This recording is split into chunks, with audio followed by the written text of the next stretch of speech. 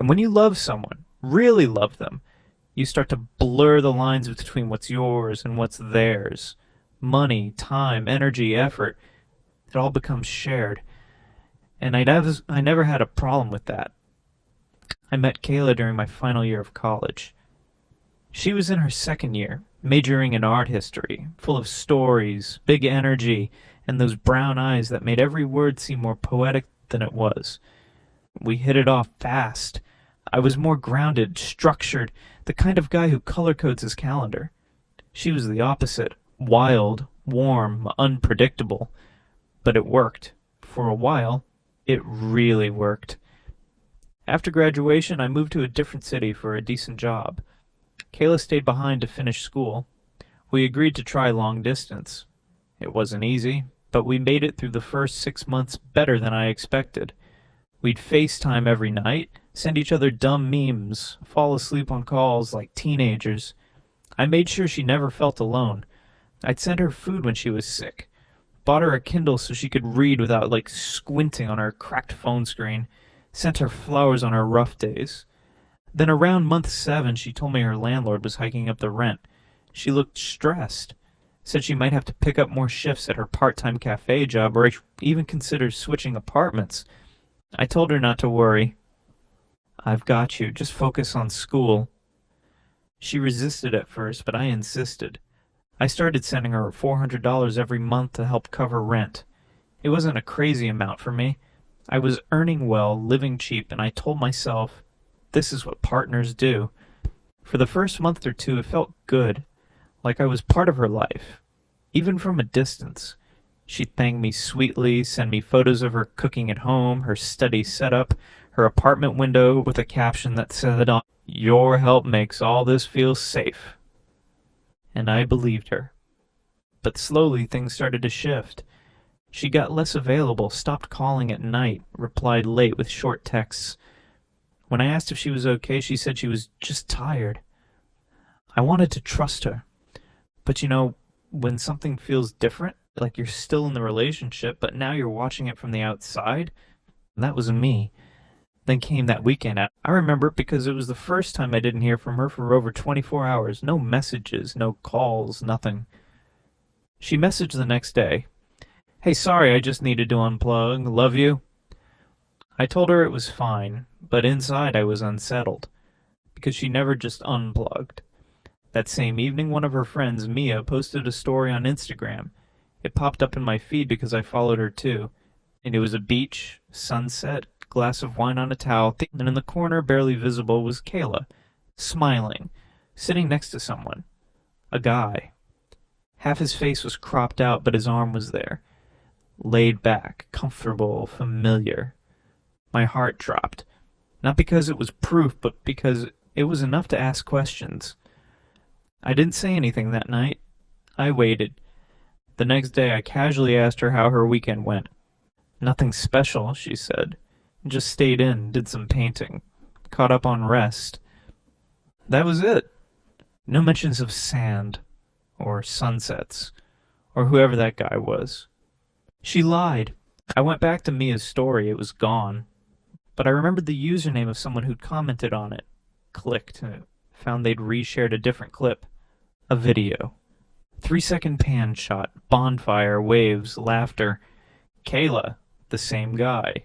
Sitting close, her leaning on him, his hoodie on her, my hoodie. I felt sick of it. It wasn't just betrayal, it was the timing. I'd sent her rent money on Friday. The beach story was from Saturday. While I was wiring money for her comfort, she was out there making memories with someone else. Still, I didn't confront. Not yet. Because I needed to know the full story. Was it a one-time thing? Was I being paranoid?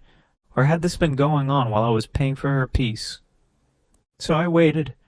I pulled back, became less available, stopped texting first, missed calls on purpose. And that's when she started to notice. "You okay? You feel distant lately. I miss you." It would have sounded sweet if I didn't already know better. A week later, Mia posted another story. A restaurant this time. Clinking glasses, quick pan across the table. There he was again, and so was Kayla, laughing, looking up at him like he was the sun. That night I sent her one last rent payment, but this time I added a note. "This is the last one. Hope the beach house was worth it." She read it within minutes. The typing bubble appeared, disappeared, and appeared again. Then nothing. Not a single word back. After I sent that message, I waited. Not because I wanted an apology, not even an explanation. I just wanted to see what she'd do. When the lie was exposed, would she fight to fix things? Would she even bother to explain? Or would she disappear like people do when the mask slips? She didn't call. She didn't message. For 2 days, just silence. No reaction, no denial, no effort. The same girl who used to send 3 texts in a row and I didn't reply within 10 minutes now had absolutely nothing to say when it mattered most. And in that silence, something broke inside me, but not the way that people expect. It wasn't dramatic, no screaming, no sobbing into my pillow. It was quiet. It was like walking into a room and realizing the lights have been off for a long time. You just never noticed. And 2 nights later, I got a Venmo notification, $400. She sent the money back. No message attached, no explanation, no emoji, just the money. It felt cold, empty, like trying to bandage a wound with a receipt. For months I had given her that money freely, not out of obligation, but out of a love. I wanted her to feel safe, supported. And now, when she'd run out of lies, she thought refunding it would clear the damage? It didn't. If anything, it confirmed it. She didn't try to repair anything, she just wanted to even the score and walk away clean. But this wasn't a transaction. It was a relationship. At least I thought it was. 3 more days passed before she finally messaged. "I didn't mean to hurt you. It wasn't serious. I didn't plan for anything to happen. Things just got messy." I stared at that message for a long time. She had gone from "I love you" to "things got messy" in less than a month. But what struck me most wasn't even the lie. It was the lack of emotion. There was no "I'm sorry," like no "please talk to me." Just an attempt to explain her way out like it was a minor misunderstanding. As if I hadn't seen the videos. As if I hadn't read between every line of silence she'd left me in. I didn't reply. I didn't block her. I didn't rage post. I didn't even tell our mutual friends. I just unplugged. I muted her chats, turned off Instagram notifications, took our pictures off my phone's lock screen, put everything related to her into one folder, and shoved it into a backup drive I didn't plan on opening again. I didn't do it to be dramatic. I did it because I had no interest in carrying her lies around anymore. A few weeks later, she sent one more message. "I know you probably hate me, but I wish you'd let me explain everything. I think we at least owe each other one conversation." But we didn't. What we owed each other was honesty, respect, and loyalty. Things I'd already given, things she'd already thrown away. No conversation was going to change that. And I didn't want a performance. I wanted peace. It took time to feel okay again. That's something no one tells you. When you're dealing with betrayal, it's not just about heartbreak. It's about relearning your own instincts, rebuilding the trust you once had in yourself. I second-guessed everything. Why didn't I see it sooner? Why did I believe her so blindly? Why was I the only one trying to hold on? But somewhere between those late-night questions and quiet mornings, something began to shift. I stopped wondering if she missed me. I stopped checking if she'd watched my stories. I stopped waiting. A month later, one of Kayla's old classmates reached out to me about a side project. We chatted a bit, and he casually mentioned that Kayla and that same guy had broken things off.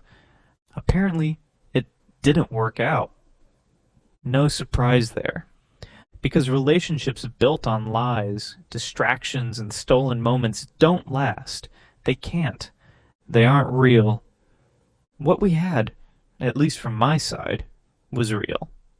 What she chose instead, that was temporary comfort dressed up like excitement. I never heard from her again after that last message. And honestly, I was glad, because by then I had found something better than revenge. I had found clarity, I had learned how to sit in silence and still feel whole. I had learned that closure isn't something they give you.